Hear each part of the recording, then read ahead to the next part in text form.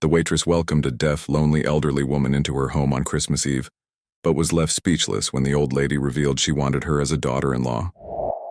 The snowflakes fell like whispered secrets over Chicago, coating the empty streets in white as the clock on Rosie's diner ticked toward 9:47 p.m. on Christmas Eve. Inside, Stephanie Chen wiped down the same counter she'd been polishing for 19 months now, her reflection ghosting across the worn Formica surface, a 26-year-old woman with tired eyes and calloused hands that told stories her mouth never would. The diner was empty. Had been empty since 7:30 when the last customer, a traveling salesman named Murray who always ordered black coffee and left exactly $2.25 in tips, had shuffled out into the snow mumbling something about getting home to a wife who'd probably already gone to bed. "You can go, Steph." Rosie herself stood in the kitchen doorway untying her grease-stained apron. 73 years old with silver hair pinned in a bun that hadn't changed style since 1987, she'd owned this diner for 41 years. "Nobody's coming in this weather. Not on Christmas Eve." Stephanie shook her head, her dark ponytail swaying. "I'll close up. You should be with your grandkids." "And you? Where are you going tonight?" The question hung in the air like the smell of burnt coffee. Stephanie forced a smile that didn't reach her eyes. "Home. Got a frozen lasagna with my name on it, and a Law and Order marathon." What she didn't say, home was a 380-square-foot studio apartment on the third floor of a building where the elevator had been broken for 11 months. Home was $127 in rent, due in 6 days, and $847. $33 in her checking account after she'd sent $400 to her younger brother's commissary fund at the county jail. Again, home was a silence so thick, she sometimes left the TV on all night just to remember what human voices sounded like. Rosie studied her for a long moment, the way she always did, like she could see straight through the carefully constructed walls Stephanie had built. But she didn't push. She never did. "Merry Christmas, sweetheart." "Merry Christmas, Rosie." The bell above the door chimed as Rosie left, and then Stephanie was alone. She finished wiping the counter, checking her phone out of habit. No messages, no missed calls, no evidence that anyone in the world was thinking about her tonight, and began her closing routine. To understand who Stephanie Chen really was, you had to go back 8 years, to a cramped apartment in the Pilsen neighborhood, where an 18-year-old girl had come home from her shift at the grocery store to find her mother unconscious on the kitchen floor. The stroke had come without warning, as strokes often do, and in the 47 minutes it took for the ambulance to arrive and transport Linda Chen to Northwestern Memorial Hospital, Stephanie's entire future had collapsed like a house of cards in a hurricane. Her mother survived. But the Linda Chen who woke up 3 days later wasn't the same woman who had raised 2 children alone after her husband's death, working double shifts at the dry cleaner while learning English from soap operas and picture books she borrowed from the library. This Linda Chen couldn't speak clearly, couldn't walk without assistance, couldn't remember her daughter's name on the bad days, which came more often than the good ones. Stephanie had been 2 semesters away from finishing her nursing degree at the University of Illinois. She'd been engaged to a boy named Kevin, who worked at his father's insurance agency and drove a Honda Civic that he washed every Sunday morning. She'd had plans, dreams, a future mapped out in careful detail. All of it vanished in 47 minutes. She'd dropped out of school to care for her mother full-time. Kevin had tried to understand at first, but understanding only stretches so far when your fiancé cancels dinner plans for the 6th week in a row because her mother had another episode. He'd left 18 months later, kept the ring, said he'd think about returning it, never did. She hadn't seen him since, though she'd heard through a mutual friend that he'd married a paralegal named Brittany and bought a house in Naperville. Her mother had died 4 years ago. 61 years old, gone quietly in her sleep, leaving Stephanie with $23,000 in unpaid medical bills, a shoebox full of faded photographs, and a jade pendant she never took off. The only piece of jewelry her mother had brought from Guangzhou when she'd immigrated at 22. Stephanie touched the pendant now, a reflex she barely noticed anymore, and reached for the mop. That's when the door opened. The bell chimed, sharp and unexpected, and Stephanie looked up to see a small figure struggling against the wind.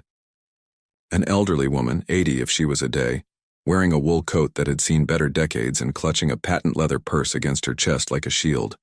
Snow clung to her gray hair, her thin frame trembling from the cold as she finally managed to push the door shut behind her. "I'm sorry," Stephanie started.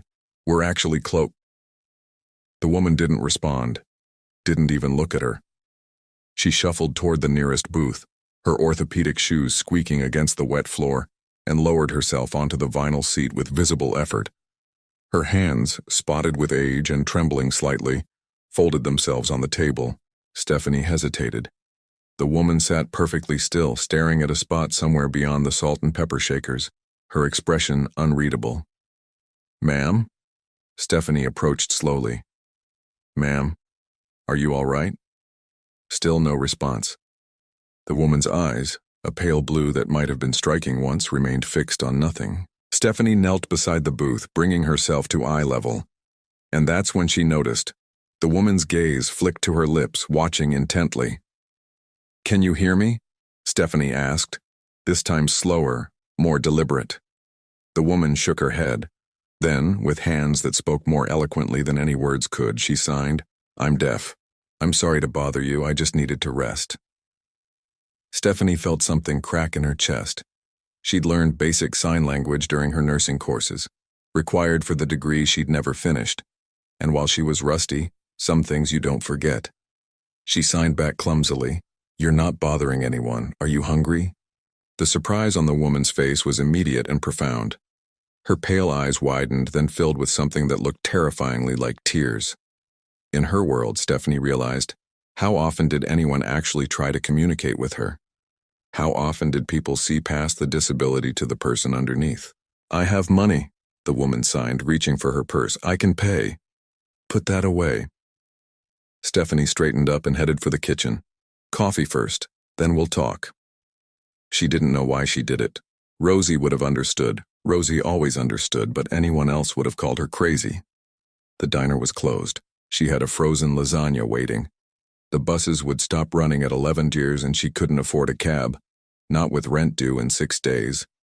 But something about this woman, sitting alone in an empty diner on Christmas Eve, deaf and clearly lost, with no one in the world who seemed to be looking for her, felt too familiar.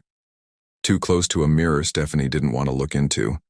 She made the coffee strong and fresh the way her mother used to like it, and added a slice of apple pie that had been sitting in the case since that morning.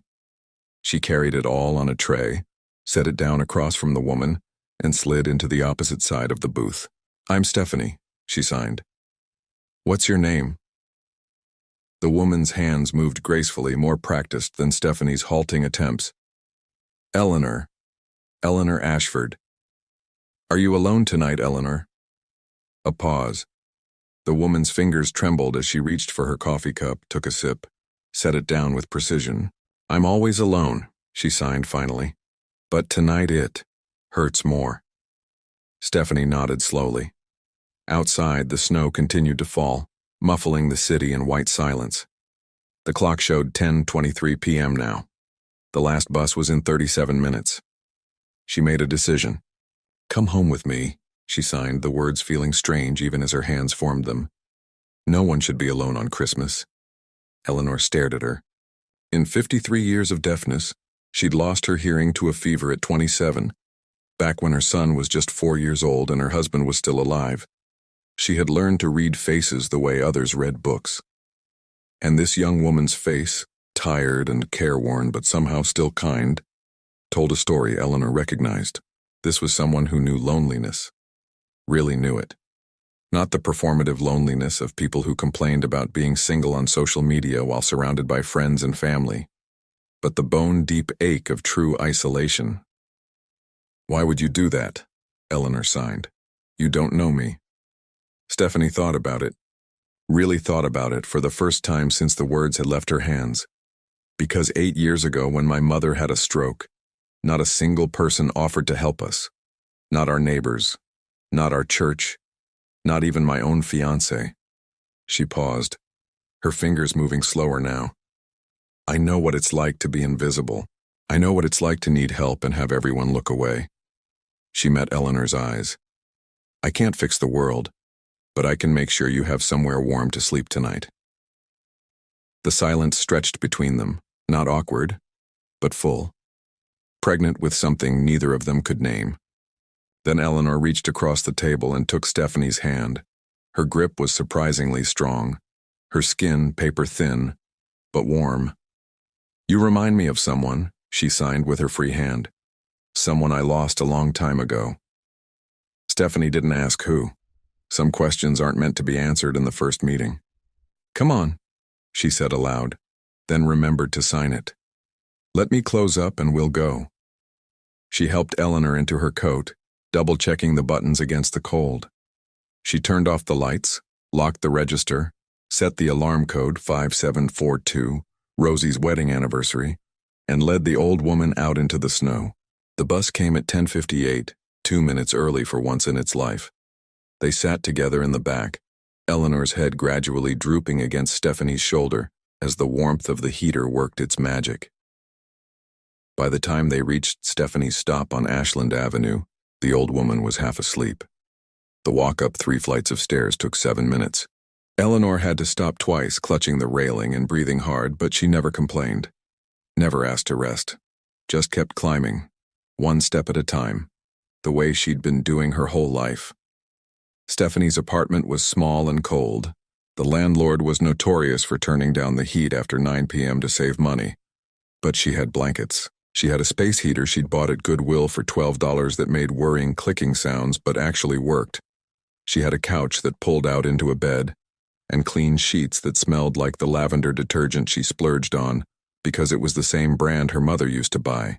She set Eleanor up with everything she had, 3 blankets, 2 pillows, a glass of water on the coffee table, and the remote control with a notepad beside it in case she needed anything.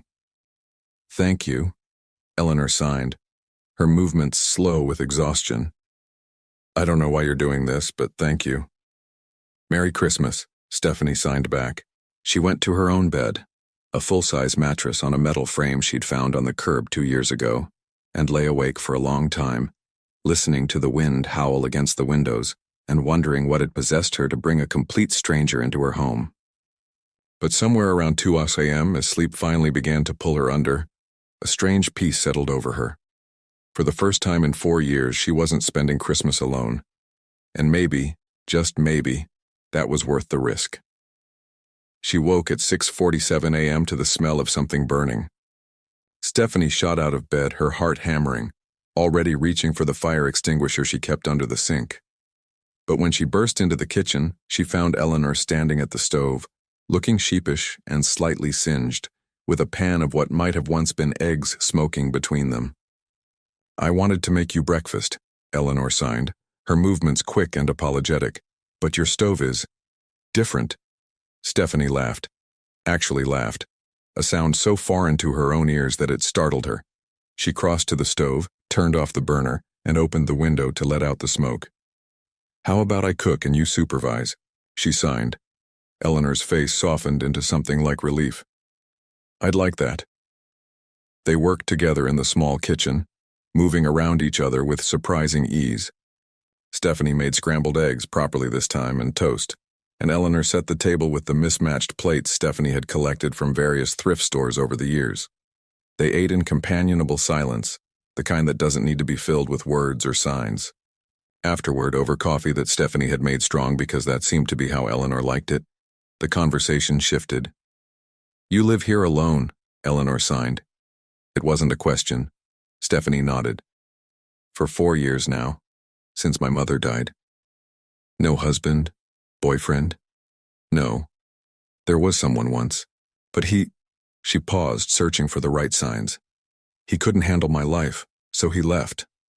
Eleanor nodded slowly, understanding without judgment. I was married for 34 years. My husband died when he was 62, heart attack, gone in the time it took me to call for help. Her hands moved steadily, practiced in telling this story. That was 12 years ago. I'm sorry. Don't be. He was a good man, gave me a good life, gave me my son. Stephanie's hands paused over her coffee cup. Your son? Where is he? Eleanor's expression changed. Something closed behind her eyes, like curtains being drawn. Daniel lives in the city, in a penthouse on Lakeshore Drive. He has everything. Money, success, a company worth more than I can count. Her signs grew slower, heavier. But he doesn't have peace, and I don't know how to give it to him anymore. What happened to him? Eleanor was quiet for a long moment. Then, he lost his daughter. 3 years ago. She was only 3 years old. Emma. Her fingers lingered on the name, shaping it like something precious. She was everything to him. And when she died, she didn't finish, didn't need to. Stephanie understood loss, understood how it could hollow you out, leave you walking through life like a ghost in your own body. But losing a child, that was a different kind of grief. A grief that rewrote your DNA, that changed the fundamental nature of who you were. The mother? She signed hesitantly. Victoria. She left Daniel 6 months after Emma passed. Said she couldn't look at him anymore without seeing their daughter's face. Eleanor's jaw tightened. I never liked that woman. But I never wished this on any of them. The morning light had shifted, casting long shadows across the kitchen floor. Somewhere outside, church bells began to ring, 10 a.m. on Christmas morning. Your son doesn't know where you are, does he? Stephanie signed. Eleanor's silence was answer enough. You need to call him, or... She hesitated. Text him, something. He must be worried. Daniel doesn't worry about me. Daniel doesn't worry about anything except his work. The bitterness in Eleanor's gestures was unmistakable. He hired a caretaker, a woman who comes 3 times a week to check on me. She made air quotes with aged fingers. She treats me like I'm furniture, like I'm already dead and just too stubborn to lie down. Stephanie's stomach tightened. She'd seen that kind of care before, clinical, detached, professional, the kind of care that kept bodies alive while letting souls wither. When was the last time you saw him? Your son? Eleanor looked away. Her hand stayed still in her lap. 8 months. She signed finally. He called once, left a message with the caretaker, said he was busy, said he'd visit when he could. 8 months. 8 months since this woman had seen her only child. 8 months of silence, of isolation, of being treated like an inconvenience by someone paid to pretend they cared. Something fierce and protective rose in Stephanie's chest. The same feeling she'd had when nurses talked down to her mother, when doctors used medical jargon to make her feel stupid, when the insurance company denied coverage for the 3rd time and expected her to just accept it. That's not okay, she signed, her movements sharp with anger. That's not... She stopped, took a breath. It wasn't her place. This woman wasn't her mother. This wasn't her fight. But Eleanor was watching her with those pale blue eyes, and for a moment, just a moment, Stephanie saw hope in them. You're the first person, Eleanor signed slowly, to be angry on my behalf in a very long time. The words hit Stephanie somewhere deep. She reached across the table and took Eleanor's hand again the way she had the night before. Stay today, she signed. Tomorrow we'll figure out what to do. But today is Christmas, and no one should spend Christmas feeling invisible. Eleanor's grip tightened on her fingers, and outside the snow kept falling, blanketing the city in white as 2 lonely women sat in a tiny kitchen and began to build something neither of them expected. Something that felt dangerously like family. And before we continue, I'd love to know where you're watching from. Leave your city in the comments below, and if you're enjoying this story, please like and subscribe for more. Now let's see what happens next. They spent Christmas Day doing nothing extraordinary, and everything important. Stephanie found an old deck of cards in a drawer, and they played gin rummy for hours, Eleanor keeping score on a napkin with a pen that kept running out of ink. They watched Home Alone with the subtitles on, Eleanor's shoulders shaking with silent laughter at parts that Stephanie had seen so many times she'd forgotten were funny. They ate frozen lasagna that Stephanie had been saving for herself, and Eleanor declared it the best meal she'd had in months. At 4:47 p.m., Eleanor's phone buzzed in her purse. She ignored it. At 5:23 p.m., it buzzed again. Then again at 5:31, and 5:42, and 5:58. Someone's looking for you, Stephanie signed during a commercial break. Eleanor's expression hardened. Someone's feeling guilty. There's a difference. It might be important. It's always important. The company's always important. The meetings, the deals, the numbers on spreadsheets, all important. Her hands moved sharply, cutting through the air.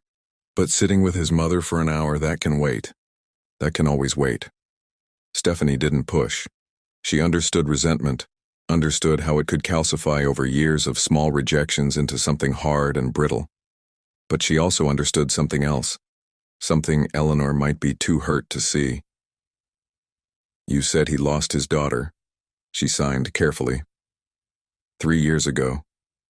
Eleanor nodded, her jaw tight. Grief makes people do terrible things, makes them push away the people they love most. Stephanie touched the jade pendant at her throat. After my mother died, I didn't talk to anyone for 6 weeks. Didn't answer calls. Didn't leave my apartment except for work. I was so angry at the world for taking her that I forgot the world included people who actually cared about me. Did anyone wait? For you to come back? Stephanie's hands stilled. No, she signed finally. Everyone gave up. Eventually, I stopped being angry at them for leaving and started being angry at myself for driving them away. The movie played on, forgotten. Outside, the early winter darkness had settled over the city, the streetlights casting orange pools on the snow. I don't know how to reach him anymore, Eleanor signed at last. I used to know my son. I knew what made him laugh, what made him cry, what he dreamed about when he was a little boy holding my hand and asking why the sky was blue. Her eyes glistened. But the man he's become, the man who lives in that penthouse and runs that company and hasn't visited in 8 months, I don't know him at all. Maybe he doesn't know himself either. Eleanor looked at her sharply. What do you mean? When my mom got sick, I lost myself for a while. I wasn't Stephanie anymore. I was just the caretaker, the person who paid the bills and scheduled the appointments and made sure she took her pills. I forgot I'd ever wanted to be anything else. Stephanie leaned forward. Maybe your son isn't ignoring you because he doesn't care. Maybe he's ignoring everything because caring hurts too much. They sat with that for a long moment. Then Eleanor picked up her phone. The text messages were all from the same number, Daniel Ashford, the contact said, followed by a small red heart emoji that Eleanor must have added herself probably years ago. Stephanie watched as the old woman scrolled through them, her expression unreadable. He's been calling the caretaker, Eleanor signed, setting the phone down. She told him I wasn't home when she came yesterday. He's been looking for me since this morning. A cold knot formed in Stephanie's stomach. You need to tell him you're safe. He'll send a car. He'll have me picked up like a lost package and delivered back to my apartment. And then he'll go back to his meetings and his spreadsheets and his empty penthouse, and I'll go back to being furniture. Eleanor. I know. The fight drained from the old woman's shoulders. I know I'm being childish. I know he worries in his own way. But sometimes. She stopped, her hands hovering in the air like birds that had forgotten how to land. Sometimes I just want my son to choose me. Not because he's obligated. Not because his reputation depends on it. Just because he loves me. Stephanie understood that longing more than she could ever express. The desperate wish to be chosen, to be wanted, to matter to someone in a way that didn't come with conditions or caveats. Let me text him, she offered. I'll tell him you're safe, and that you'll explain everything tomorrow. That gives you one more night. Eleanor considered this. Then she handed over the phone. Stephanie typed carefully, aware that she was inserting herself into a family drama she had no business being part of. This is a friend. Eleanor is safe and warm. She's staying with me tonight and will call you tomorrow morning. Please don't worry. She hit send before she could second-guess herself. The response came in 11 seconds. Who is this? Where's my mother? I'm calling the police. Another message 4 seconds later. I need an address. Now. Stephanie showed Eleanor the screen. The old woman sighed, looking suddenly very tired. He was always like this, even as a boy. All or nothing. Fire or ice. She took the phone back, typing slowly with one finger. It's all right, Daniel, I'm safe. I'll call tomorrow. I love you. 3 dots appeared. disappeared, appeared again. Then, "I'm coming to get you. Send the address." Eleanor looked at Stephanie. "Do you want me to go?" The question hung in the air. The smart thing, the safe thing, would be to say yes. To let this woman return to her own life and pretend this strange Christmas interlude had never happened. To go back to frozen lasagnas and law and order marathons and the comfortable numbness that had become Stephanie's existence. But something in Eleanor's eyes, that fragile hope, that desperate need not to be invisible anymore, cracked through all of Stephanie's carefully constructed walls. "No," she signed. "He can come here.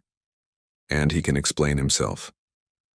Eleanor's face shifted through several emotions too quickly to read. Then she typed the address into her phone and hit send. "He'll be here in 20 minutes, she signed. "He lives on the other side of the city, but Daniel has always driven too fast." Stephanie looked around her apartment with new eyes. The water stain on the ceiling, the cracks in the plaster, the furniture that didn't match because it had all come from different thrift stores and sidewalk sales. She was suddenly painfully aware of how this must look, how she must look, to a man who lived in a penthouse on Lakeshore Drive. But then she thought of her mother, who had raised 2 children in an apartment smaller than this one, who had worked 60-hour weeks at a dry cleaner and never once complained about what she didn't have, who had taught Stephanie that dignity wasn't about what you owned, but about how you treated people. She squared her shoulders. Let him come. Exactly 17 minutes later, there was a knock on the door. Stephanie opened it to find Daniel Ashford standing in her hallway, and for a moment all the words she'd prepared evaporated from her mind. He was taller than she'd expected, 6'2" at least, with dark hair cut short and eyes the same pale blue as his mother's, though on him they looked colder, harder. He wore a charcoal overcoat that probably cost more than her monthly salary, and his face was arranged into an expression of controlled fury that didn't quite mask the fear underneath. "Where is she?" His voice was rough, as if he hadn't slept. "Where's my mother?" "Inside, safe, warm." Stephanie stepped aside, gesturing for him to enter. "She's been here since last night." Daniel pushed past her, his eyes scanning the small apartment until they landed on Eleanor, who had risen from the couch and was watching her son with an expression Stephanie couldn't decipher. "Mom." He crossed to her in 3 long strides, his hands hovering as if he wanted to touch her but didn't know if he was allowed. "What the hell were you thinking? I've had people looking for you all day. The police thought—" He stopped, his throat working. "I thought something had happened to you." Eleanor's hands moved, but Daniel shook his head. "I know you don't have your hearing aids, just—" He pulled out his phone, typed something, and showed her the screen. Eleanor read it, then looked up at him with tears streaming silently down her cheeks. "And Daniel Ashford, CEO of Ashford Industries worth $237 million on paper, who hadn't hugged anyone in 3 years except when business protocol required it, wrapped his arms around his mother and held on like he was drowning." Stephanie turned away, feeling like an intruder in her own home. She busied herself in the kitchen, filling the kettle, arranging cups she didn't need, anything to give them a moment of privacy. But she could still see them in the reflection of the darkened window above the sink. Could see Daniel's shoulders shaking. Could see Eleanor's hands pressed against his back, patting gently the way mothers do. Something in Stephanie's chest ached with a longing so sharp it stole her breath. When she finally turned around, Daniel was standing in the kitchen doorway. His eyes were red-rimmed but dry, his composure carefully reconstructed. "You," he said. "You're the one who texted me." "I am. You let a stranger into your home on Christmas Eve. A deaf, elderly woman you'd never met." His voice was flat, almost clinical. "Why?" Stephanie met his gaze. "Because she was alone, because nobody should be invisible, and because—" She hesitated, then pushed forward. "Because the way you treat your mother is wrong and someone needed to tell you." The temperature in the room dropped 10 degrees. Daniel's jaw tightened. "You don't know anything about my relationship with my mother. I know she spent Christmas Eve wandering the streets because anywhere was better than the apartment you pay for but never visit. I know the caretaker you hired treats her like furniture. I know it's been 8 months since you saw her, and she signed to me that she feels invisible in her own life. Stephanie's voice didn't waver. I know what loneliness looks like, Mr. Ashford. I've lived in it for 4 years, and your mother has been drowning in it for longer than that. Daniel's face went through something complicated. Anger, defensiveness, and then something rawer. More wounded. You don't know, he started, then stopped. His hands clenched at his sides. You don't know what happened. He couldn't finish. Stephanie waited. My daughter, he said finally. The words dragged out of him like broken glass. Emma, she was 3 years old. She had my eyes and her mother's hair in this laugh. His voice cracked. She laughed like everything in the world was wonderful, and when she died. He turned away from her, facing the window, the darkness outside. I can't look at people who loved her. Every time I see my mother, I see Emma in her arms. Every time I walk into that apartment, I remember all the holidays we were supposed to have. All the memories we were supposed to make. His shoulders were rigid. So I stayed away. Because staying away hurt less than remembering. Stephanie thought of her mother's jade pendant heavy against her throat. Thought of the shoebox of photographs she still couldn't open. Thought of all the avoidance strategies she'd developed over 4 years. The restaurants she wouldn't eat at because they'd been her mother's favorites. The streets she wouldn't walk down because they held too many ghosts. Staying away doesn't hurt less, she said quietly. It just delays the pain. And while you're delaying, the people who love you are waiting. And eventually, they stop. Daniel turned to face her. In the harsh overhead light of her kitchen, he looked exhausted. Hollowed out. Like a man who had been running from something for so long he'd forgotten what rest felt like. Who are you? He asked, not demanding this time. Genuinely curious. Stephanie Chen. I'm a waitress at Rosie's Diner. I make $11, $50 an hour plus tips. I live alone in a 380 square foot apartment, and I have $847 in my bank account. She paused. And I think you need to sit down, have a cup of tea, and talk to your mother. Really talk. Not through texts or caretakers or guilt. Actual conversation. Something shifted in his expression. Something that might have been respect. You're not intimidated by me at all, are you? Should I be? Most people are. Stephanie thought about all the things that had frightened her over the years. Losing her mother. Being alone. Running out of money. Becoming invisible. A rich man in an expensive coat didn't even make the list. I've faced scarier things than a CEO with a guilt complex, she said. Now sit down, I'll make tea. They sat in Stephanie's small living room until nearly midnight. Daniel, Eleanor, and the stranger who had somehow become the bridge between them. The tea grew cold in their cups, forgotten, as words flowed that should have been spoken months ago, years ago. Daniel had pulled a chair close to his mother so she could read his lips, and when that grew too difficult, he'd found a notepad and pen in Stephanie's kitchen drawer and written to her instead. Pages and pages of cramped handwriting, apologies and explanations and memories that made Eleanor cry and smile in equal measure. Stephanie tried to excuse herself several times, feeling like an interloper, but Eleanor kept reaching for her hand, pulling her back down onto the couch, as if she was afraid that without this witness, the moment might evaporate. At 11:47 p.m., Daniel set down the pen. His hand was cramping and his eyes were raw. I should take you home, he wrote to his mother. You need to rest. Eleanor shook her head. She took the pen from him. I want to stay here tonight. With Stephanie. We'll talk more tomorrow, I promise. But tonight, I want to stay. Daniel looked across the room at Stephanie. Really looked at her for the first time since his anger had faded. She was curled in the corner of her worn couch, wearing an oversized sweater that had seen better days, her dark hair escaping from its ponytail. She wasn't beautiful in the polished, artificial way Victoria had been. But there was something about her face, an openness, a lack of pretense, that made him feel unexpectedly exposed. Is that all right with you? He asked her directly. Of course, she's welcome as long as she wants. I could get you a hotel, both of you, somewhere nicer. Stephanie's expression shifted, and he realized too late how the words had sounded. I meant...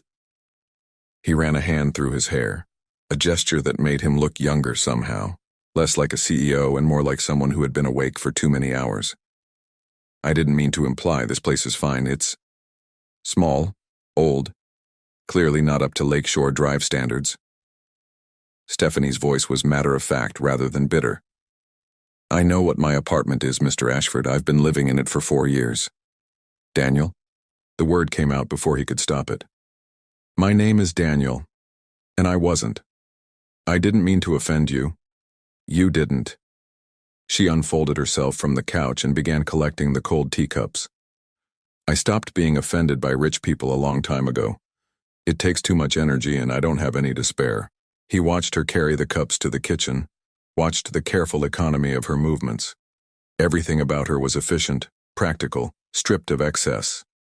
Nothing like the world he inhabited, where people accumulated things and status and connections as if they were oxygen. Eleanor tugged on his sleeve. He looked down at what she'd written. She's the first person in 3 years who's talked to you like you're human instead of a bank account. Pay attention. Daniel felt his face heat. His mother had always been too perceptive for comfort. I should go, he said, rising. But I'll come back tomorrow, early, and we'll figure things out. The caretaker situation, the apartment, all of it, I promise. Eleanor reached up and took his face in her hands, something she hadn't done since he was a boy, and studied him with those pale eyes that saw too much. Don't come for me, she signed, the movement slow and deliberate. Come for you. Come because you want to heal. I'll be here when you're ready. Daniel's throat tightened. He kissed her forehead, a gesture he'd almost forgotten how to make. Tomorrow, he said.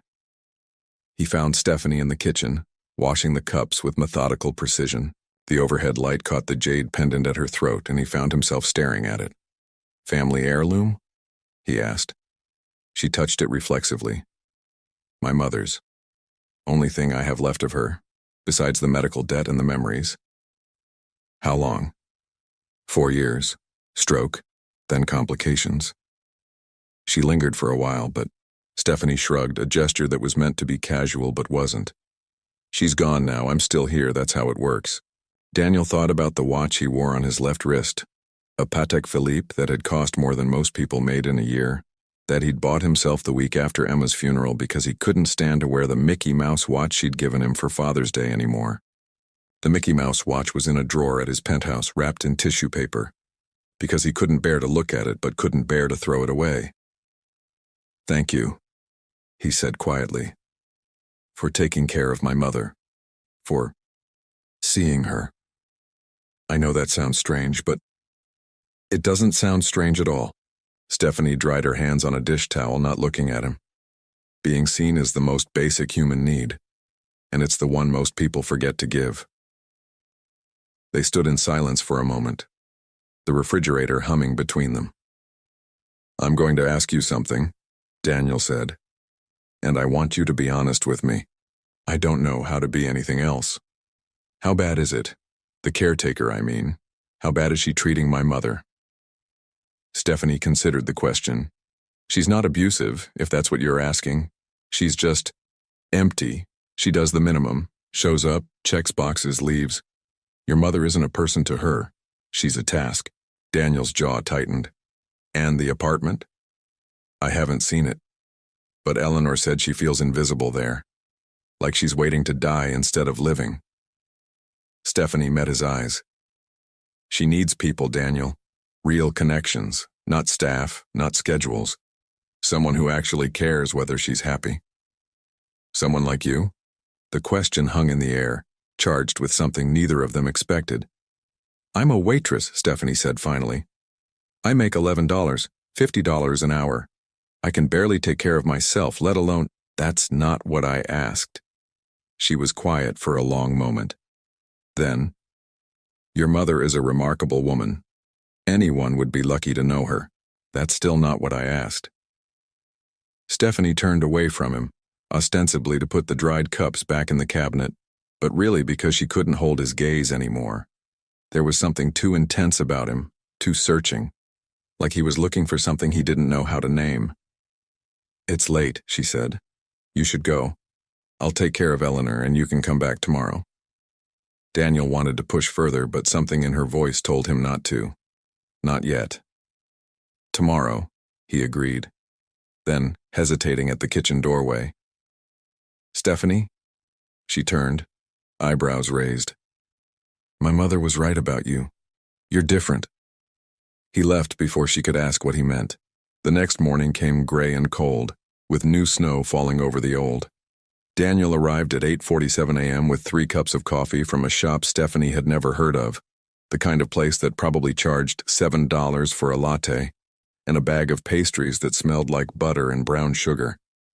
"You didn't have to," Stephanie started. "I know, but I wanted to." He handed her a cup. "I didn't know how you take your coffee, so I guessed. Black with 1 sugar." She stared at him. "That's exactly how I take it." Lucky guess. But there was something in his expression that suggested it wasn't entirely luck. He'd been watching her last night, she realized, paying attention to the details she thought no one noticed. Eleanor was already awake, dressed in the same clothes she'd been wearing for 2 days now because she hadn't brought anything with her. She greeted her son with a hug that lasted longer than either of them expected, then signed to Stephanie. He brought coffee. This is already better than the last 8 months. They sat in Stephanie's living room, the 3 of them, eating pastries and drinking coffee that cost more than Stephanie's hourly wage. Outside, the city came slowly to life, the sounds of plows and traffic filtering through the thin walls. Daniel had brought a tablet this time, with an app that allowed him to type messages that appeared in large text for his mother to read. It made conversation easier, faster, more natural. "I have a proposal," he typed. "I want to hire a new caretaker for Mom. Someone who actually cares. Someone who'll treat her like family instead of a job." Eleanor read the message, her expression unreadable. "And I've already spoken to a realtor about finding a new apartment. Something smaller in a building with more community. A place where she won't feel isolated." "Daniel," Eleanor signed, her movements slow. "I don't want your money. I want your time." He typed back, "You'll have both. I promise. Starting today." But Eleanor's eyes drifted to Stephanie, and something passed between the 2 women that Daniel couldn't read. "What?" he asked, looking between them. Eleanor took her time answering. Finally, she typed on his tablet. "I spent 1 night with this woman and felt more cared for than I have in 3 years. Not because she's paid to care, because she actually does. That's not something you can hire, Daniel. That's something you have to earn." Daniel read the words, then looked at Stephanie. She was staring at her coffee cup, her cheeks slightly flushed. "Then let me earn it," he said aloud. "Both of you, let me try. Both." What followed was the strangest week of Stephanie's life. Daniel came back the next day and the day after that. He brought groceries, not extravagant things, but staples she actually needed. Eggs, milk, bread, the good coffee she couldn't usually afford. He helped Eleanor apartment hunt on his tablet, showed them listings in buildings with community rooms and social activities for seniors. He fired the old caretaker, a terse phone call Stephanie overheard from the kitchen, and interviewed replacements with his mother by his side, valuing her input on each candidate. But more than that, he talked. Really talked in a way Eleanor said he hadn't done since Emma died. He told them about Emma on the 3rd day, about how she'd been born 6 weeks early, so tiny he'd been afraid to hold her at first. About her first word, duck, because of a rubber toy she'd been obsessed with. About the way she'd toddled to the door every night when he came home from work, arms raised, shouting, Daddy up, until he picked her up. He told them about the accident, a drowning, a backyard pool at a friend's house, a gate that wasn't latched properly, 2 minutes of distraction. By the time anyone realized Emma was missing, it was too late. Victoria blamed me, he said, his voice hollow. I blamed myself. I still do. It wasn't your fault, Stephanie said quietly. Accidents happen. Terrible, unfair, heartbreaking accidents. It doesn't mean you deserved it. Deserving has nothing to do with it. Daniel stared at his hands. I was supposed to protect her. I was her father, and I failed. Eleanor reached for her son, but Stephanie was closer. Without thinking, she placed her hand over his, just for a moment, a brief touch of warmth against cold. You didn't fail her, she said. You loved her. You still love her. That doesn't end just because she's gone. Daniel looked at her hand on his, then up at her face. There were tears in his pale blue eyes, the first she'd seen him shed. How do you do that? He asked. How do you say exactly what I need to hear? I don't know. Maybe because I've been where you are. Maybe because grief recognizes grief. She pulled her hand back, suddenly self-conscious. Or maybe I'm just guessing, and you're too tired to notice when I get it wrong. You haven't gotten anything wrong yet. The air between them shifted, charged with something new. Eleanor, watching from the couch, smiled to herself. She knew that look. She'd seen it on her husband's face 54 years ago, in a diner not so different from the one where Stephanie worked. Some things, it seemed, came full circle. By the end of the week, a new caretaker had been hired, a woman named Margaret who signed fluently, who laughed easily, who treated Eleanor like a friend rather than a patient. A new apartment had been found, a 2-bedroom in a building with a rooftop garden and a weekly book club for residents. The move was scheduled for January, but on the 6th day, something else happened. Daniel arrived at Stephanie's apartment at 6 p.m., as he'd done every evening that week. But this time, instead of coffee or groceries, he was carrying a small wrapped box. What's this? Stephanie asked, eyeing it suspiciously. A thank you gift, for everything you've done for my mother. She didn't reach for it. I didn't do anything for a reward. I know, that's why I wanted to give you one. Still, she hesitated. In her experience, gifts from wealthy people always came with strings, expectations, obligations, the subtle implication that you now owed them something. It's not expensive, Daniel said, reading her expression. I promise. And there are no strings attached. Just open it. Reluctantly, she took the box. Inside, nestled in tissue paper, was a small wooden frame containing a photograph. It showed 2 women at a table, Stephanie and Eleanor, heads bent over a deck of cards. Eleanor's face lit with silent laughter, while Stephanie grinned at the camera. I took it on my phone yesterday, Daniel said quietly. When neither of you was looking, I thought, you might want something to remember this week by. Stephanie stared at the photograph. In all 4 years of living alone, no one had ever thought to capture a moment of her life. No one had considered that she might want evidence of happiness, proof that she had been seen. Her eyes burned. This is... She couldn't finish. Daniel stepped closer. You saved her, you know, my mother. I was so wrapped up in my own grief that I forgot she was grieving too. That she'd lost her granddaughter, and then her son, in completely different ways. And you, a complete stranger, saw what I couldn't. I just made her dinner and let her sleep on my couch. You made her visible again. You reminded her that she mattered. His voice dropped. You reminded me too. Stephanie looked up at him, and something electric passed between them. He was standing very close now, close enough that she could smell his cologne, something subtle and expensive, and see the faint lines of exhaustion around his eyes.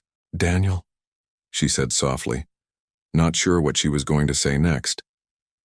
But before she could figure it out, Eleanor appeared in the doorway between the kitchen and living room.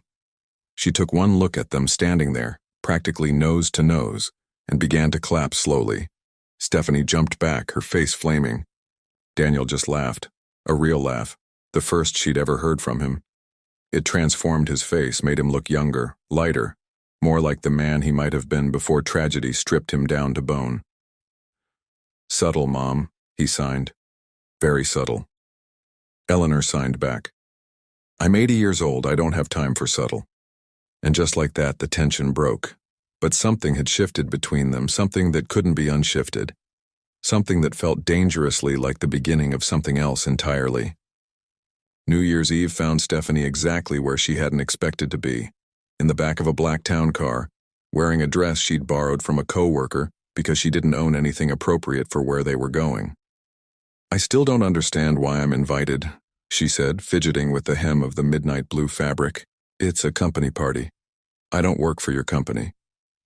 Daniel sat beside her, looking more relaxed than she'd ever seen him. He'd traded his usual charcoal suits for something softer, a navy jacket over a white shirt, no tie. "You're invited because my mother refuses to go without you and I refuse to go without my mother. So I'm a hostage. Think of it as moral support." He smiled, and her heart did something complicated in her chest.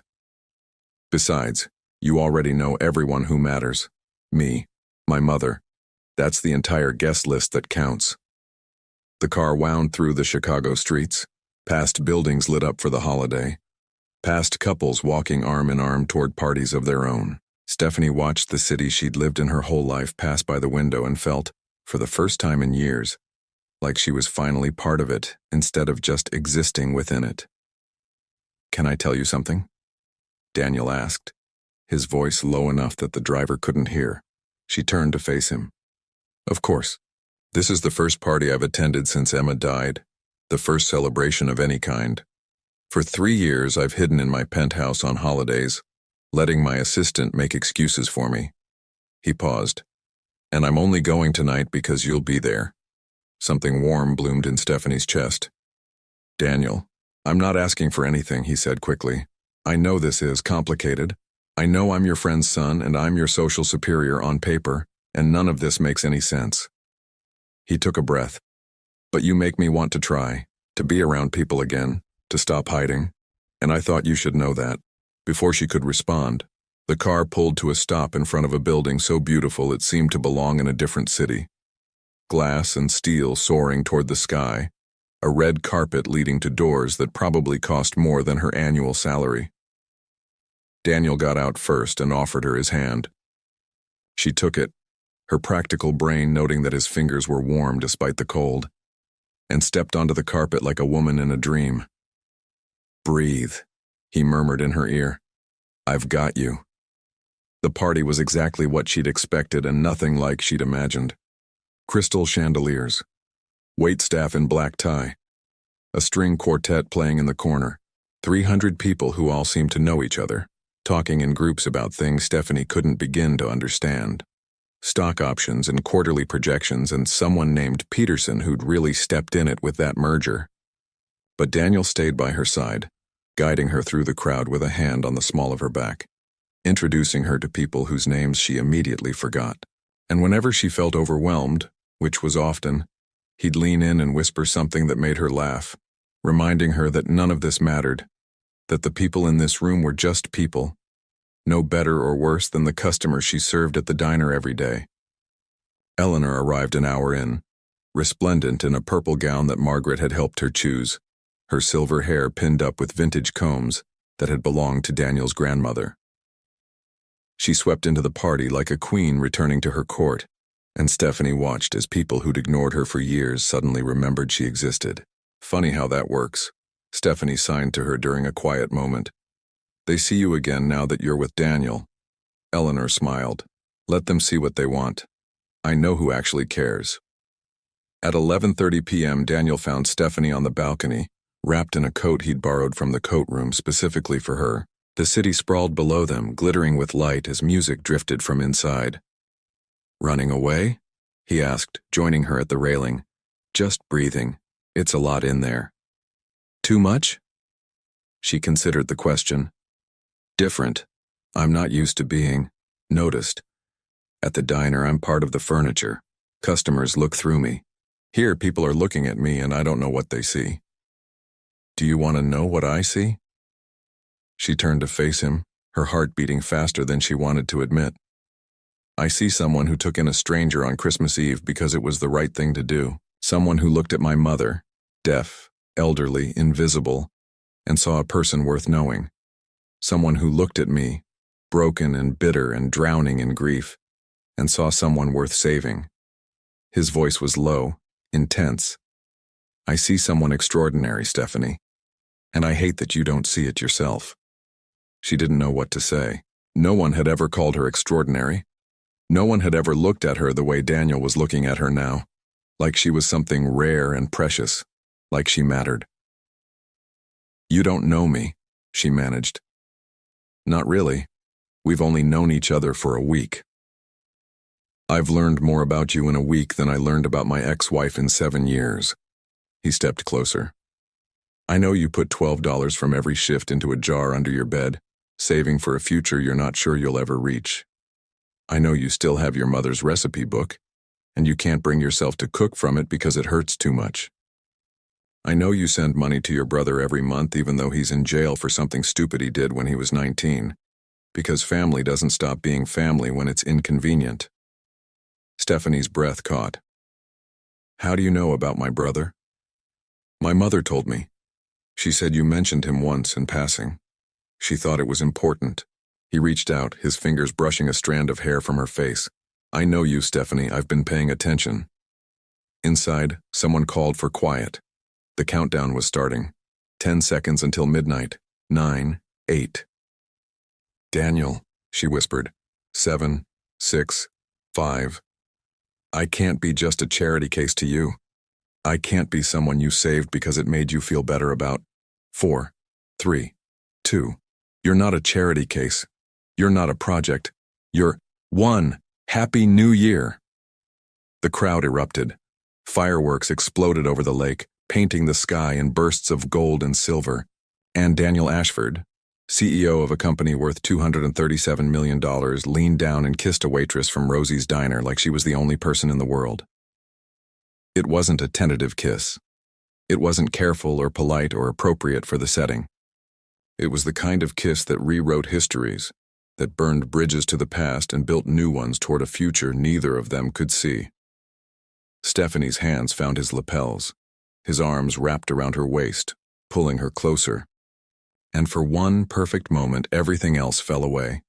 The party, the fireworks, the 3 years of grief and 4 years of loneliness, all of it evaporating in the heat between them.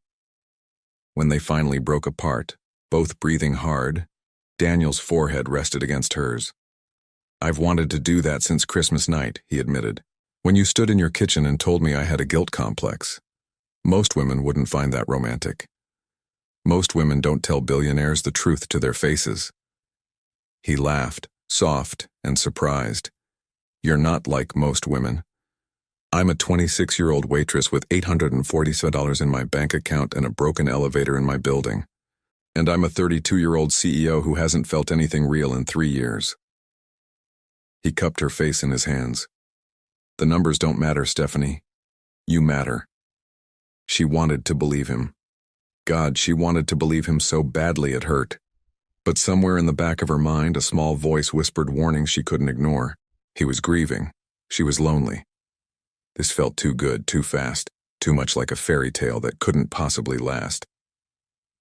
"Daniel, don't." He kissed her forehead, her cheeks, the corner of her mouth. "Don't talk yourself out of this. Not tonight." So she didn't. They stayed on the balcony until the fireworks ended, wrapped in borrowed coats and each other, watching the new year dawn over a city that suddenly seemed full of possibilities. And when they finally went back inside, Eleanor took one look at their flushed faces and tangled hands and raised a glass of champagne in silent toast. The weeks that followed were a blur of discovery. Daniel spent more and more time away from his office, delegating to the executives he'd hired specifically so he could step back. He showed up at the diner sometimes, sitting in a corner booth and watching Stephanie work with an expression that made Rosie shake her head and mutter about lovesick fools. "He's got it bad," Rosie told Stephanie one afternoon, while Daniel was in the bathroom. "Haven't seen that look since my Tony proposed in 1979. Stephanie blushed. "We're just figuring things out." "Sweetheart, that man isn't figuring anything out. He already figured it out. He's just waiting for you to catch up." And slowly, carefully, Stephanie did. She learned that Daniel hated cilantro, but would eat it if it came on her plate because he couldn't stand to see food wasted, that he kept a picture of Emma in his wallet, and sometimes he'd pull it out and just look at it, not crying, just remembering, that he still wore the Mickey Mouse watch sometimes late at night when he couldn't sleep, because it made him feel closer to her. He learned that Stephanie could recite the entire menu at Rosie's from memory, including all 23 specials that rotated through the year. That she'd once dreamed of being a nurse before life got in the way. That she still talked to her mother sometimes out loud when she was alone in her apartment because it was the only way she knew how to keep her close. They were broken in complementary ways, and somehow that made them fit. But not everyone was happy about it. It started small. A whisper here, a glance there. The society pages picked up the story first. Ashford billionaire spotted with mystery woman. And suddenly Stephanie's face was everywhere. The internet found out she was a waitress within 24 hours. Within 48, they knew about her mother, her brother, her $23,000 in student loan debt. The comments were vicious. Gold digger. Opportunist. She saw a mark and went for it. Of course the sad rich guy fell for the first sob story he heard. Daniel showed her the worst of it one evening, his jaw tight with anger. I wanted you to see it before someone else threw it in your face. Stephanie scrolled through the comments, her stomach sinking with each one. She'd known this was coming. Had known from the moment she kissed him on that balcony that she was stepping into a world that would never accept her. They're not wrong, you know, she said quietly. I am poor. I do have debt. My brother is in jail. None of that makes you unworthy of being loved. Doesn't it? She set the phone down. Daniel, look at us. Look at what we are on paper. A billionaire CEO and a waitress. The world sees a story, and the story they see isn't a love story. It's a scam. A con. A desperate woman taking advantage of a grieving man. That's not what you are. How do you know? How do you really know? She stood pacing his penthouse, a space she still couldn't quite believe existed, with its floor-to-ceiling windows and artwork that cost more than her apartment, and tried to articulate the fear that had been growing since New Year's. What if they're right, Daniel? What if I'm just latching onto you because you're safe? Because you're the first person in 4 years who looked at me and saw something worth looking at? Daniel rose to meet her. Is that what you think this is? I don't know what this is. I've never had this before. I've never had someone who... She stopped, her voice breaking. Someone who stayed. I'm not leaving. Everyone leaves eventually. My father left when I was 6. My fiancé left when my mother got sick. My mother left because she couldn't help it, and my brother left because he made stupid choices, and everyone... Tears streamed down her face now. Everyone leaves, Daniel. Everyone. He crossed the space between them and pulled her into his arms. She resisted for a moment, then collapsed against him, sobbing into his shoulder like she hadn't let herself sob since her mother died. I know you're scared, he murmured into her hair. I'm scared too. 3 years ago, I lost the person I loved most in the world, and I swore I would never let myself love anyone like that again, because love is loss waiting to happen. Love is just pre-grief. She looked up at him, surprised by the rawness in his voice. But then I met you, and I realized that not loving, not taking the risk, that's just dying in slow motion. He wiped the tears from her cheeks with his thumbs. I'd rather love you and lose you someday than never love you at all. That's my choice, and I'm asking you to make the same one. Stephanie stared at him. At this man who had lost his daughter, his wife, 3 years of his life to grief, who was standing here, offering her everything, knowing it could all fall apart. What if I'm not strong enough? You took in a deaf stranger on Christmas Eve when you had $84 to your name. You looked my mother in the eye and made her feel visible for the first time in years. You stood in my kitchen and told me I was wrong when billionaires twice your age are too scared to do the same. He took her face in his hands. You're the strongest person I've ever met. You just don't know it yet. She wanted to argue, wanted to list all the reasons this couldn't work, all the ways the world would try to tear them apart, all the doubts that whispered in the dark. But she was tired. So tired of being alone. So tired of being invisible. So tired of building walls that kept everyone out, including the people she might have loved. Okay, she whispered. Okay? Okay. I'll try. I'll take the risk. But Daniel... She gripped his jacket, holding on like he might disappear. If you leave me, if you decide this was all a mistake and I wasn't worth it, it will destroy me. I need you to understand that. He kissed her, soft and slow and full of promise. I'm not leaving, he said against her lips. Not today. Not tomorrow. Not ever. You're stuck with me, Stephanie Chen. You and that terrible frozen lasagna you think is edible. She laughed through her tears, a watery, broken sound. And in a penthouse 47 floors above the city, two people who had nearly given up on love decided to try one more time. It lasted exactly 43 days. 43 days of borrowed dresses and borrowed confidence, of learning how to navigate a world that had never been built for someone like her. 43 days of Daniel's hand in hers, his voice in her ear, his presence filling the empty spaces she'd forgotten existed. 43 days before Victoria came back. She appeared at the penthouse on a Tuesday afternoon, when Stephanie was supposed to be at work, but had called in sick because Daniel wanted to spend the day together. The doorman called up to announce her, and Daniel's face went white. What does she want? Stephanie asked, watching him. I don't know. We haven't spoken since the divorce. He paced to the window, then back. She moved to Miami.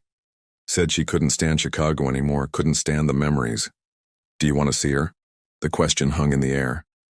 Daniel's jaw worked, his hands clenching and unclenching at his sides. I think I have to, he said finally. I think. There are things I've been avoiding, things I need to face. Stephanie understood. She'd spent 4 years avoiding things herself. But understanding didn't stop the cold knot of fear that formed in her stomach as Daniel opened the door. Victoria Ashford was everything Stephanie wasn't. Tall and blonde and immaculately dressed in a cream-colored coat that probably cost more than Stephanie's annual salary.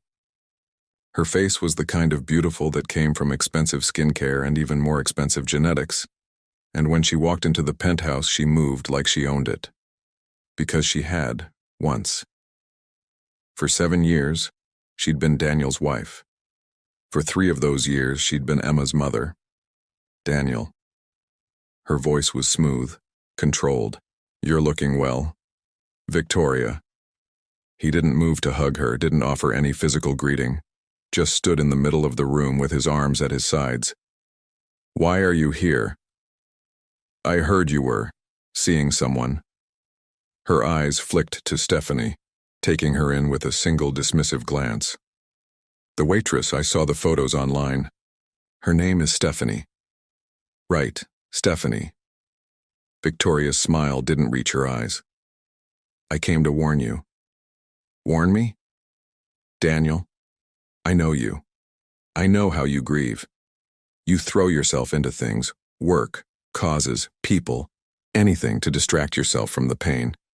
And when this woman turns out to be just another distraction, she shook her head. I've seen what you're like when you crash. I lived through it. Stephanie felt her cheeks flush. She wanted to speak up, to defend herself.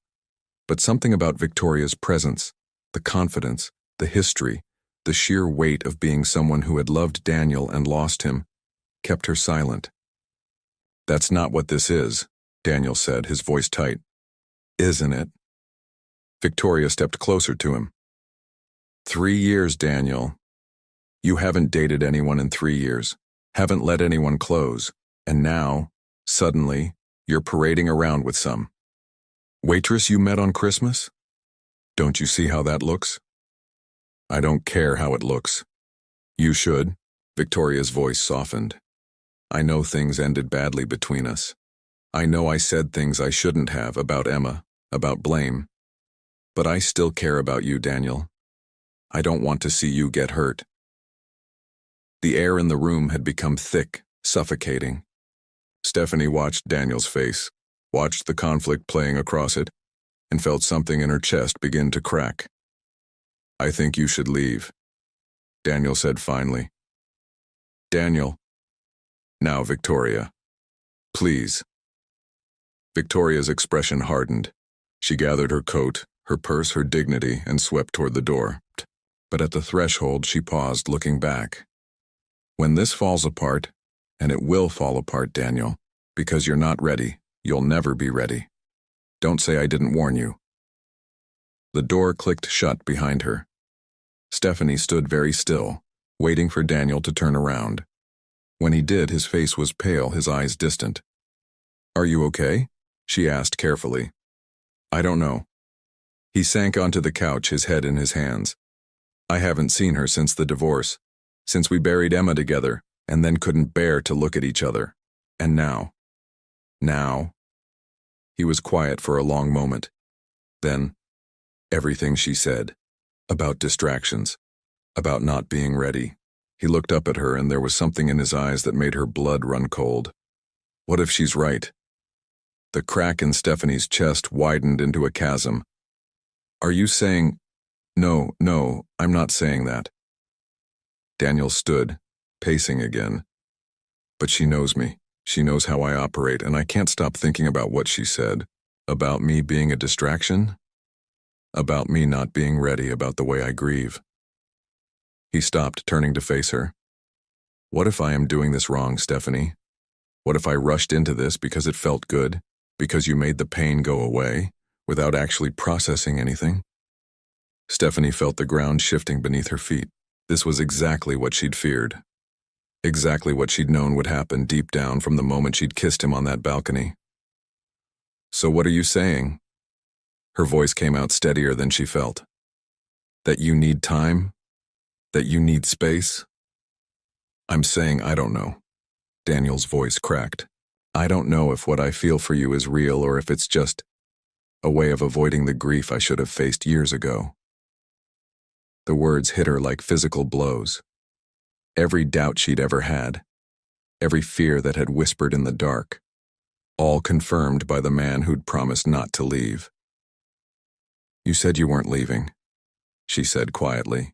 You said, I'm not leaving, I just need to think, I need to... No. Stephanie held up her hand. No, you don't get to do that. You don't get to tell me you love me, tell me I'm extraordinary, tell me you're not going anywhere. And then the second your ex-wife walks in and plants a seed of doubt, suddenly everything's uncertain. It's not that simple. Then explain it to me. Tears burned in her eyes, but she refused to let them fall. Explain how her showing up for 5 minutes undoes 43 days of what we built. Daniel was silent, and in that silence, Stephanie found her answer. You know what? I'm not doing this. I'm not...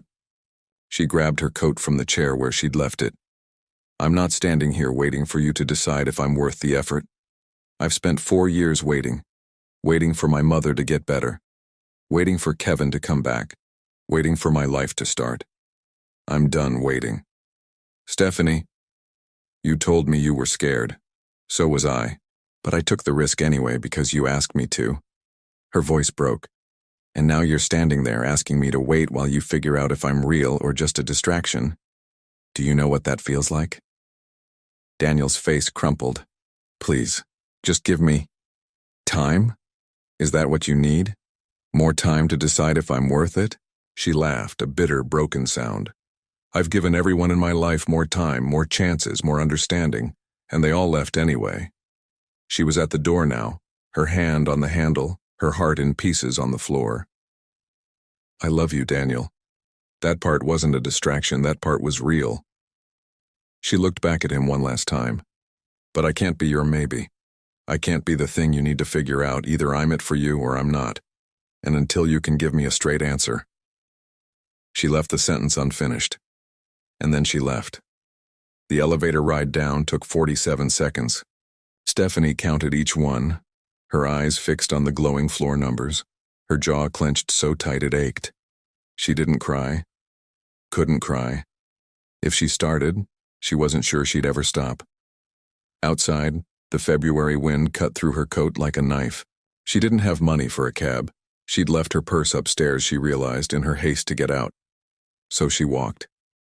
23 blocks in the cold, her thin dress shoes soaking through with slush, her fingers going numb even inside her pockets. By the time she reached her apartment, her feet were blocks of ice and her face was wet with tears she didn't remember shedding. She climbed the 3 flights of stairs slowly, mechanically, the way she'd done 1,000 times before. Her apartment was exactly as she'd left it, the same water stain on the ceiling, The same cracks in the plaster. The same pathetic little life she'd been living before Daniel Ashford walked into it and made her believe in something more. She sat on her couch, the same couch where Eleanor had slept that first night, where everything had started, and let the silence swallow her. 43 days. That's all it had been. 43 days of hope, of possibility, of feeling like she mattered. And now it was over. Her phone buzzed. Daniel's name on the screen. She stared at it without answering. Then it buzzed again. And again. A dozen calls, 24 texts, all saying variations of the same thing. "I'm sorry. Please come back, I made a mistake." But Stephanie had heard those words before. From Kevin when he'd wanted one more chance before leaving for good. From her brother, every time he asked for bail money. From everyone who had ever made her a promise and then broken it. Words meant nothing. Actions meant everything. And Daniel's actions had told her all she needed to know. She turned off her phone, pulled a blanket around her shoulders and stared at the dark window until exhaustion finally pulled her under. She dreamed of her mother, of sitting in a hospital room, holding a hand that grew colder by the hour, promising that everything would be okay. Her mother had smiled in that dream, her face peaceful, her eyes knowing. "Some people are worth waiting for, sweetheart," she said in the voice Stephanie still heard in her quietest moments. "And some people just need to learn they're worth waiting for, too." Stephanie woke at 3:47 a.m. gasping, reaching for someone who wasn't there. The next few days passed in a blur. She went back to work at the diner, forced smiles and refilled coffee cups and pretended her heart wasn't shattered into a million pieces. Rosie watched her with worried eyes but didn't push. The regular customers came and went, leaving tips that varied from generous to insulting, just like always. It was as if the past 6 weeks had never happened. As if Daniel Ashford had been a dream she'd invented to keep the loneliness at bay. Except for Eleanor. Eleanor, who showed up at the diner on the third day, her face creased with concern, her hands moving before Stephanie could look away. "Tell me what happened," she signed. "I can't.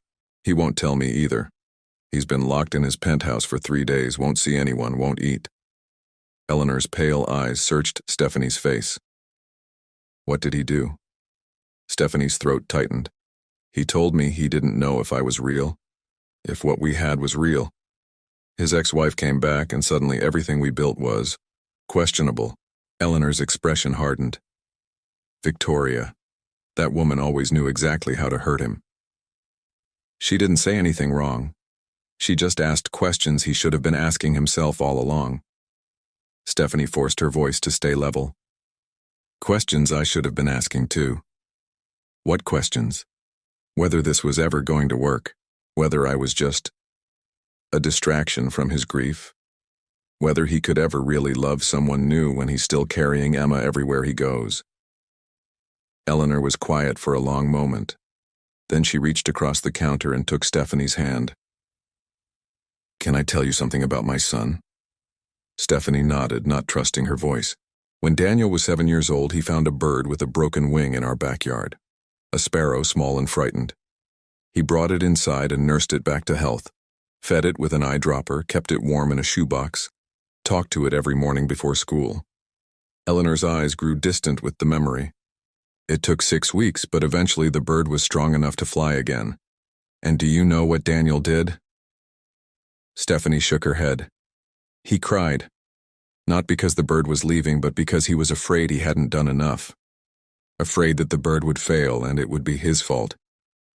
Eleanor squeezed her hand. "He's been afraid of not being enough his whole life. Afraid that the things he loves will slip through his fingers despite his best efforts. And when Victoria left, when Emma died, it proved him right. Or at least, that's what he told himself. So what do I do? You wait. Not forever.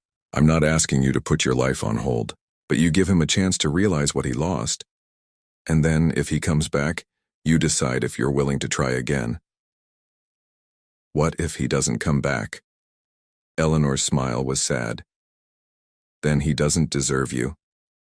And you move on, knowing that you gave love a real chance even when it was terrifying. That's not failure, Stephanie, that's courage." Stephanie thought about courage.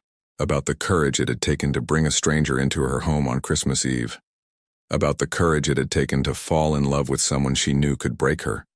About the courage it would take to wait, even now, when waiting felt like bleeding out. "How long?" she asked. "That's not for me to say."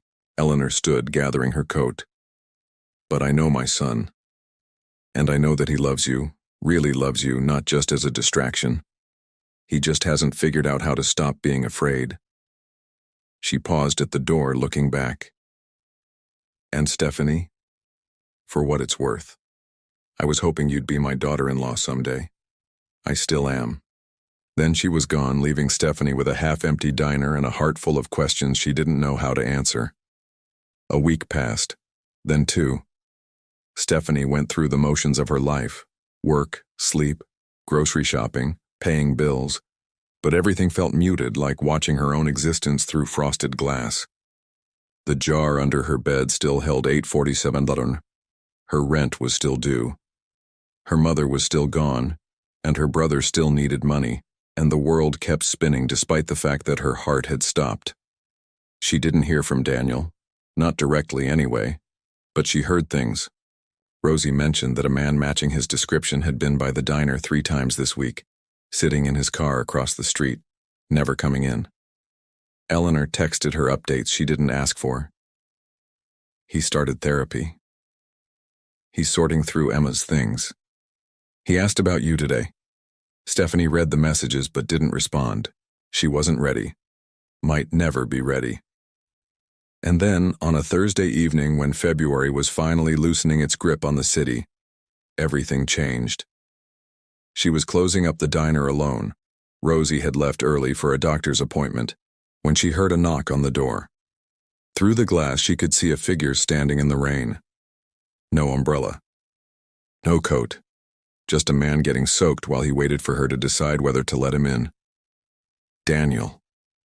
Her heart lurched. Her hands trembled as she turned the lock, pulled open the door. "What are you doing here?" she asked, her voice barely above a whisper. He was drenched, water running down his face, plastering his hair to his forehead. He looked like he hadn't slept in days, like he'd been through a war and lost. "I'm not here to ask for anything," he said, his voice hoarse. "I'm not here to make promises or grand gestures. I'm just here to tell you something, and then I'll go." Stephanie said nothing, just stepped aside, letting him into the diner. He dripped on the floor she'd just mopped, but she didn't care. She was too busy watching his face, searching for some sign of what was coming. "3 years ago," he began, the words coming slowly, carefully, like he'd rehearsed them 100 times. "I lost my daughter, and I convinced myself that I would never survive it, that the grief would swallow me whole and I'd just stop existing. But I didn't. I kept going. I built walls, threw myself into work, pushed everyone away, including my own mother. And I called it surviving." He stepped closer, his eyes never leaving hers. But it wasn't surviving. It was hiding. It was choosing to live half a life because a full life hurt too much. He swallowed hard. "And then you came along. You, with your frozen lasagnas and your tiny apartment and your refusal to be impressed by anything I had. You looked at me and saw someone who needed to be saved.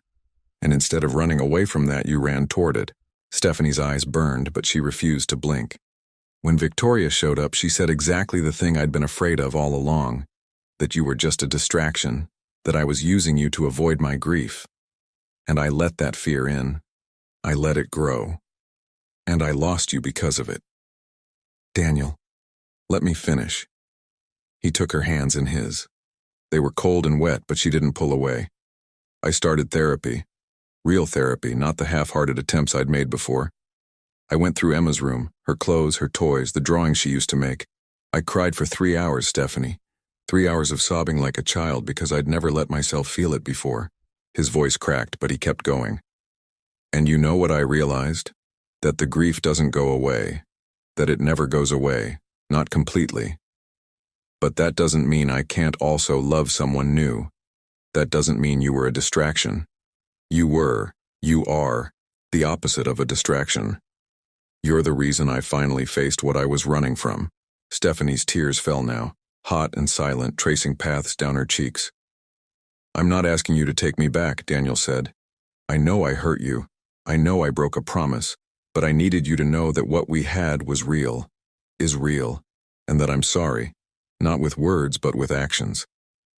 I've been going to therapy twice a week. I visit my mother every other day. I donated $500,000 to the Children's Hospital in Emma's name because I realized I'd been hoarding my grief instead of turning it into something good." He released her hands and reached into his pocket, pulling out something small. A watch. Mickey Mouse on the face, the strap worn with age. "This was Emma's," he said quietly. "She gave it to me for Father's Day. I haven't been able to look at it in 3 years, but I'm wearing it now, because I'm ready to remember her without drowning in the pain." Stephanie stared at the watch, at the smiling cartoon mouse, at the testament to a love that had been lost and was finally being honored. "I'm not asking for forever," Daniel said. "I'm just asking for a chance, to prove that I can be what you need, to show you that I'm not going anywhere. Not today, not tomorrow, not ever." The diner was silent except for the rain on the windows and the hum of the refrigerator case. Stephanie looked at this man, this broken, beautiful, terrified man, and saw herself reflected back. Saw every wall she'd built, every fear she'd harbored, every doubt that had whispered in the dark. And she made a choice. "You left me standing in your penthouse wondering if I was worth anything," she said, her voice steady despite the tears.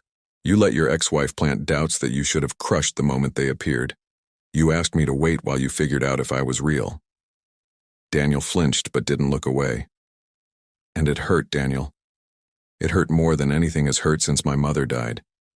Because I let myself believe, really believe, that I'd found someone who wouldn't leave, and then you did. I know, but..." She stepped closer, close enough to see the raindrops clinging to his eyelashes, the vulnerability in his pale blue eyes.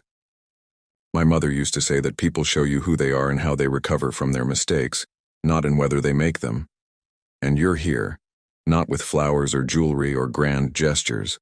You're here with therapy receipts and a Mickey Mouse watch and the truth." She reached up and touched his face, feeling the cold rain on his skin, the stubble on his jaw. "That's not nothing, Daniel. That's everything." His breath caught. "What are you saying?" "I'm saying that I'm terrified. I'm saying that part of me wants to run away and never look back, because at least then I can't get hurt again." She smiled just barely. "But I'm also saying that you're not the only one who's been hiding.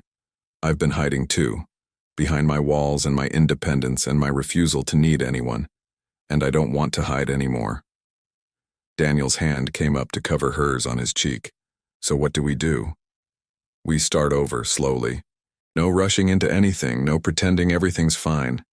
We're both broken, Daniel. But maybe..." She paused, searching for the right words. "Maybe we're broken in ways that fit together. Maybe that's enough. And if it isn't, then at least we'll know we tried, that we gave this a real chance." She met his eyes. "Can you do that? Can you be patient with me while I learn to trust you again?" "I can do anything," he said, "if it means I get to be with you." And there, in an empty diner on a rainy February night, two people who had given up on love found it again. Not perfectly, not easily, but real. He kissed her forehead first, then her cheeks, then the corner of her mouth. When he finally kissed her lips, it tasted like rain and tears and second chances. "I love you," he whispered against her mouth. Not as a distraction, not as a way to forget. Just you. All of you. "I love you too," she whispered back. "But I swear if you ever do that again, I won't." He pulled back, looking at her with an intensity that stole her breath. "I swear on Emma's memory, I won't." Stephanie believed him, and this time, she didn't feel foolish for believing. 4 months later, Stephanie woke to the smell of coffee and the sound of rain against the windows, a sound that had become familiar, comforting, since she'd started spending more nights at Daniel's penthouse than at her own apartment. She reached across the bed, but the other side was empty, the sheet still warm from where Daniel had been sleeping. "You're supposed to be resting," she called out, her voice thick with sleep. He appeared in the doorway, 2 mugs in hand, wearing an old college t-shirt she'd bought at Goodwill for $3 when she was 18, one of the few possessions she'd brought with her when she'd moved in last month. "I made breakfast," he said. "Well, I tried. The eggs might be a lost cause, but the toast is salvageable." She laughed, swinging her legs out of bed and crossing to him. He handed her a mug, black coffee with 1 sugar, exactly how she liked it, and kissed her forehead. "Good morning," he murmured. "Good morning." She sipped the coffee, perfect as always. "What time is it?" "Almost 9. Mom's coming over at 11 for brunch, remember? Margaret's dropping her off." Stephanie nodded. Eleanor came over every Sunday now, part of a new routine they'd established since everything changed. She'd moved into her new apartment in January, the one with the rooftop garden and the book club and the community of people who actually saw her. Margaret had become less of a caretaker and more of a friend, the distinction Eleanor had wanted all along. "I was thinking," Daniel said, leading her to the kitchen, where a plate of slightly burned toast and a bowl of scrambled eggs that looked more scrambled than intended sat waiting. "Maybe we could go somewhere next month for your birthday. Somewhere like where?" "I don't know. Paris, Rome, anywhere you want." He grinned, a little sheepish. "I've been saving up my vacation days. Turns out when you actually delegate, your company doesn't fall apart without you." Stephanie shook her head, smiling. "I'm not really a Paris kind of person." "Then somewhere else. A cabin in the mountains. A beach house in California. Literally anywhere, Steph. Just tell me what you want." What did she want? A year ago, she would have said financial security, a way out of her tiny apartment, her mother back, a life that felt like it was going somewhere instead of standing still. Now looking at this man in his ridiculous t-shirt with his burned toast and his eager eyes and his unconditional love, she realized she already had everything she needed. "I want this," she said softly. "This morning. This coffee. This life. I don't need Paris, Daniel. I just need you." He set down his mug and pulled her into his arms, holding her the way he'd learned to hold her. Not too tight, not too careful, just right. "You have me," he said into her hair. "Today, tomorrow, forever. I'm not going anywhere." And for the first time in her life, Stephanie believed that forever wasn't just a word, it was a promise. Later that afternoon, after brunch with Eleanor and Margaret, after the dishes were cleared and the coffee was finished, and the conversation had wound down to comfortable silence, Stephanie found herself standing on the penthouse balcony, looking out at the city she'd lived in her whole life. Daniel came up behind her, wrapping his arms around her waist. "Penny, for your thoughts?" She leaned back against him, watching the sunlight play across the skyscrapers. "I was thinking about Christmas Eve," she said, "about what would have happened if I'd sent your mother away instead of bringing her home." "Don't." He pressed a kiss to her temple. "Don't do that." I'm just grateful that I took the risk, that I let her in." She turned in his arms, looking up at him. "That I let you in." Daniel's eyes, those pale blue eyes that had once seemed so cold and were now the warmest thing she knew, softened with emotion. "You didn't just let me in," he said. "You saved me. You and your stubborn kindness and your refusal to give up on people who've given up on themselves. I was drowning, Stephanie, and you pulled me out. You pulled yourself out. I just handed you a rope." "Same thing." He smiled, that real smile she'd learned to recognize over months of slowly building trust. Same result. They stood there for a long moment, wrapped in each other, watching the city come alive below them. "Your mother asked me something today," Stephanie said eventually. "Oh? What was that?" "She asked if I'd be willing to learn more sign language. Real proficiency, not just the basics I picked up in nursing school." Stephanie paused. "She wants to teach me herself." Daniel's breath caught. "And what did you say?" "I said yes. I said I'd like nothing more than to really communicate with her. Not just the surface stuff, but the deep things. The things she can't express with written notes and lip reading." The look on Daniel's face was indescribable. a mixture of gratitude and love and something that might have been hope. "She loves you," he said. "My mother. She loves you like you're already family." Stephanie touched the jade pendant at her throat, the one she still wore every day, the one that connected her to her own mother even now. "I love her too," she said. "And I love you. And I think." She took a breath, letting the words form slowly. "I think my mother would have loved you if she'd had the chance. She always wanted me to find someone who saw me, really saw me, for who I was." "And do I?" Daniel asked quietly. "See you?" Stephanie thought about the past 4 months, the slow rebuilding of trust, the difficult conversations about grief and fear and loss, the small moments, burned toast and midnight coffee and lazy Sunday mornings, that had become the foundation of something real. "Yes," she said. "You do." He kissed her then, slow and thorough and full of promise. And on a penthouse balcony 47 floors above a city that had once felt so lonely, 2 people who had found each other in the most unexpected way stood wrapped in love and looked toward a future neither had dared to imagine. Some stories begin with once upon a time. This one began with a waitress, a deaf elderly woman, and a snowy Christmas Eve. But the ending, the real ending, was still being written. And that was exactly how they wanted it.